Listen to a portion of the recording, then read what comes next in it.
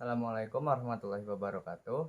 Perkenalkan, Waalaikumsalam. nama saya Dwiki Indra dari kelas 1D PBS dengan NIM 205231132. Di sini saya ingin menggali informasi tentang Pancasila di masa lalu.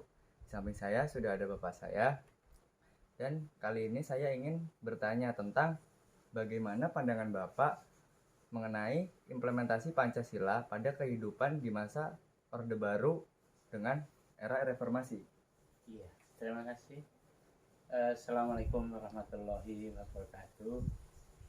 Saya selaku orang tua Dwiki Indra Ruspati Permana akan mencoba untuk menguraikan ya tentang bagaimana pandangan kami tentang pelaksanaan Pancasila khususnya dalam kehidupan di era Orde Baru dan era reformasi. Karena kami mengalami dua masa itu, tentunya bisa kami jabarkan sebagai berikut. Yang pertama, kajian Pancasila di era Orde Baru, khususnya di dalam lembaga pendidikan formal ya pada saat kita kuliah dulu ya, itu memang ditekankan bahwa Pancasila tidak semata-mata sebagai dasar negara, tetapi juga di sana ada penekanan dengan Pancasila sebagai kepribadian bangsa. Karena kalau kita lihat memang kalau Orde Baru itu menyoroti fungsi Pancasila yang utama itu ada dua. Yang pertama adalah sebagai dasar negara.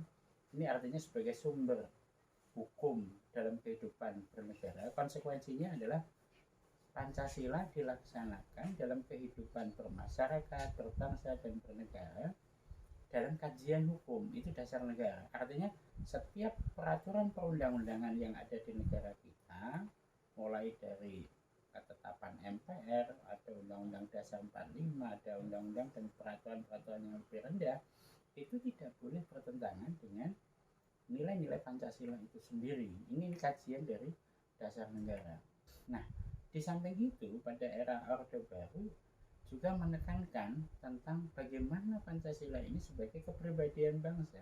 Nah, sebagai kepribadian bangsa, di sana penekanannya adalah bagaimana Pancasila ini menggali nilai-nilai, karena sesungguhnya Pancasila itu kan tidak dibuat, tetapi digali dari sumber nilai-nilai kehidupan bermasyarakat yang ada di seluruh wilayah Indonesia.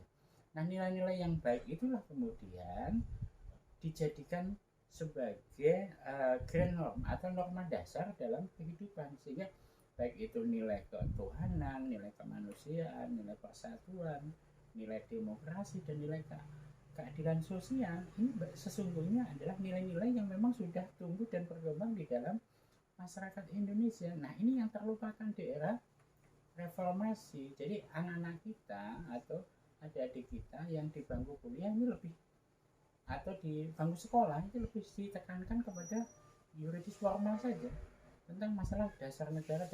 Makanya sekarang ini ada dalam tanda petik itu ada semacam krisis ya, krisis nilai. Nah, ini dikhawatirkan ini akan membahayakan bagi kelangsungan hidup bangsa. Dan kalau kita lihat misalnya di dalam implementasi kehidupan di parlemen saja, misalkan kalau kita mengacu kepada sila keempat ya, apa sih esensinya demokrasi Pancasila? Itu adalah musyawarah untuk mufakat.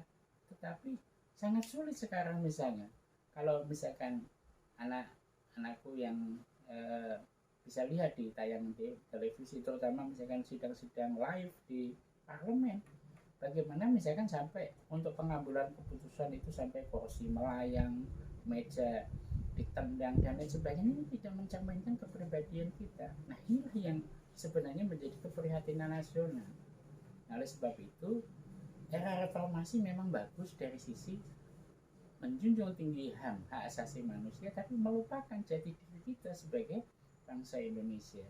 Nah, kira-kira itu gambaran mengenai bagaimana perbandingan atau komparasi tentang masalah implementasi Pancasila di dalam kehidupan baik di era Orde Baru maupun di era reformasi.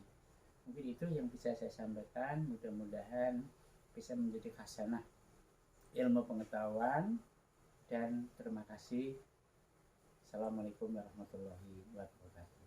Baik, untuk informasi yang sudah Bapak saya sampaikan, ini mungkin dapat diambil nilai-nilai yang memang kita sebagai mahasiswa tidak merasakan yang namanya era Orde Baru. Jadi ya yang harus kita lakukan hanya bisa dengan mencari, menggali informasi kepada orang yang hidup pada masa Orde Baru. Jadi mungkin cukup sekian juga yang bisa saya sampaikan di sini. Kurang lebihnya mohon maaf. Wassalamualaikum warahmatullahi wabarakatuh. Waalaikumsalam warahmatullahi wabarakatuh.